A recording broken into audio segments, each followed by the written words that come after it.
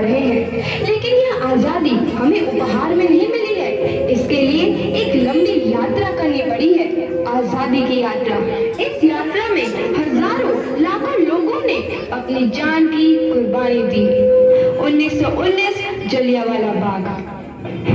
आज हमारी बैसाखी का दिन है, लेकिन पूरा पंजाब बैसाखी नहीं मनाएगा। हम सब बैसाखी नहीं मनाएंगे।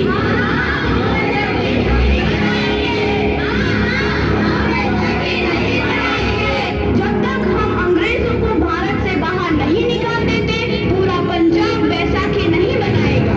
अच्छा, तो तुम सब हमारा विरोध करता है, भाग जाओ यहाँ से। इसका अंजाम बहुत ही बुरा होगा।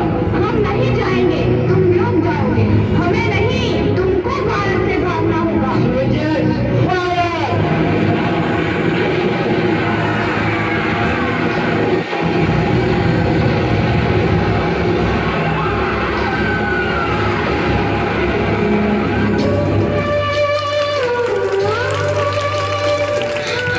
ये जमीन हमारी, ये धरती हमारी, ये खेत हमारे।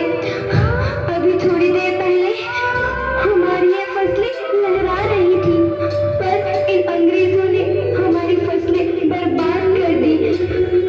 इन अंग्रेजों ने एक ही झटके में इन सब फसलों को काट दिया।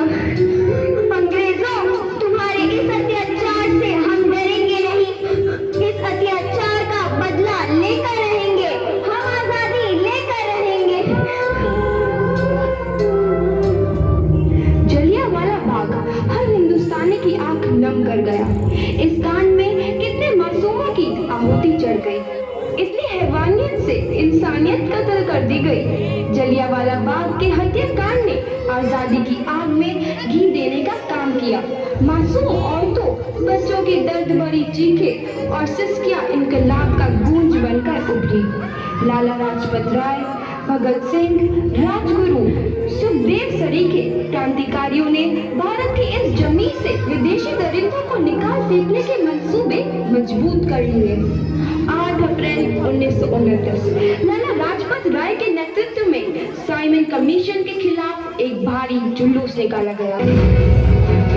Simon commission, Simon commission, Simon commission, Simon commission, Simon commission, Simon commission, Simon commission, Simon commission, Simon commission. बेवकूफ इंडियंस, तुमको हमारी बात समझ में नहीं आती। Stop this. Simon commission. नहीं मानता। आई से स्टॉप दिस। लाला जी, आप आगे बढ़ो, हम आपके साथ हैं। लाला जी, संघर्ष करो, हम आपके साथ हैं। लाला जी, संघर्ष करो, हम आपके साथ हैं। लाठी चार्ज।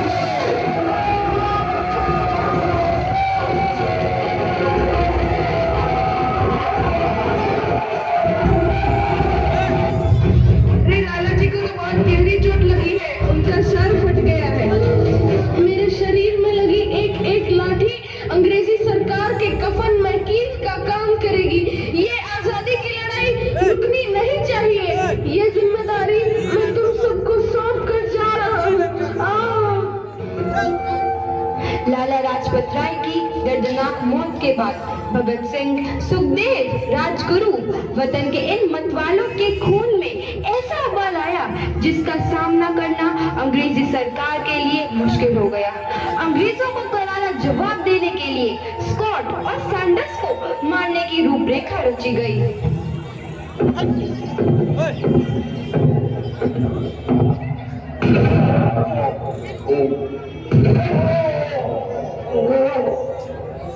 सैंडर्स मारा गया। चारों तरफ तहलका मचा था। दीवारों पर लिखा था, लाला जी की मौत का बदला ले लिया गया है। भगत सिंह समेत सभी वहां से फरार हो गए। 8 अप्रैल 1929 दिल्ली में ब्रिटिश सरकार की सेंट्रल लेजिस्लेटिव असेंबली की बैठक में 2 बम धमाके की आवाज सुनाई दी।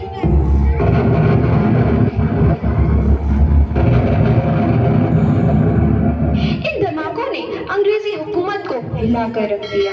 इस घटना को अंजाम देने वाले भगत सिंह, राजगुरु और सुखदेव ने अपने आप को अंग्रेजों के हवाले कर दिया। 1930 को अदालत ने अपना फैसला सुनाया। मुलजिम भगत सिंह, मुलजिम राजगुरु, मुलजिम सुखदेव को दफा 121 और दफा 302 के तहत ये अदालत तीनों को मुजरिम करार देती है और इस गुस्ताखी के लिए ये अदालत इन तीनों को सजाए मौत की सजा सुनाती है। सरफरोशी की तमन्ना अब हमारे दिल में है, देखना है जोर कितना बाजुए कातिल में है।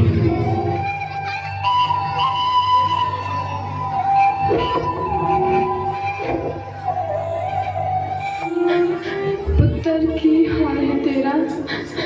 मैं चंगा हूँ माँ, फिक्र करने की कोई गल नहीं। पुत्र, मेरा दिल तेरी तरह पत्थर दिल नहीं होगा।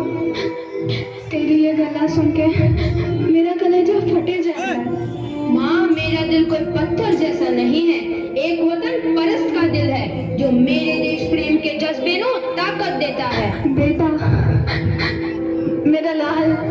माँ, आज मेरी तपस्या पूरी होने जा रही है। जे तू रोई तो मैंने तकलीफ हुई। सोच, तेरा पुत्र आज शादी करने वास्ते जा रहा है। फर्क केवल इतना है, वो घोड़ी पर नहीं फांसी पर चढ़ने वास्ते जा रहा है। आज तू क्रांतिकारी की माँ है, कल तू एक शहीद की माँ होगी। माँ। पुत्र भगत, तू इतनी छोटी उम्र में हम सबको छोड़ के चला जाएगा। तूने जिंदगी में देखा ही क्या है पुत्र?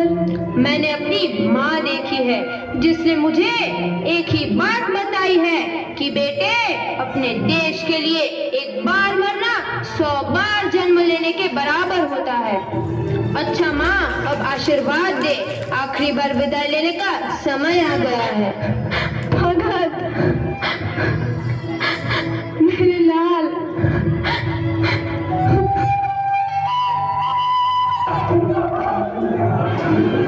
भगत सिंह, तुम्हारी कोई आखिरी ख्वाहिश?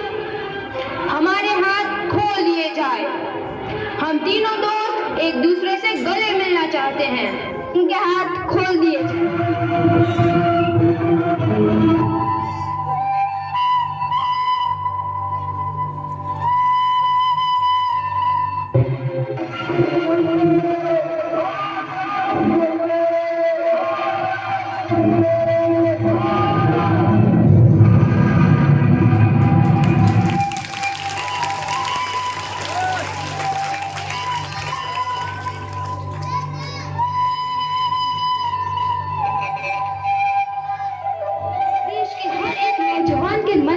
आजादी की नई उमंग हिलोरे लेने लगी।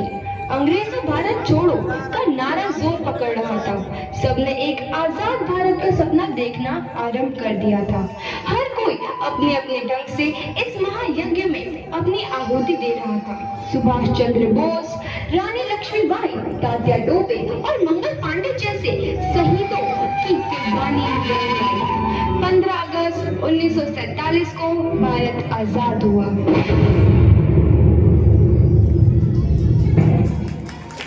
मोहम्मद के पहले जो कोई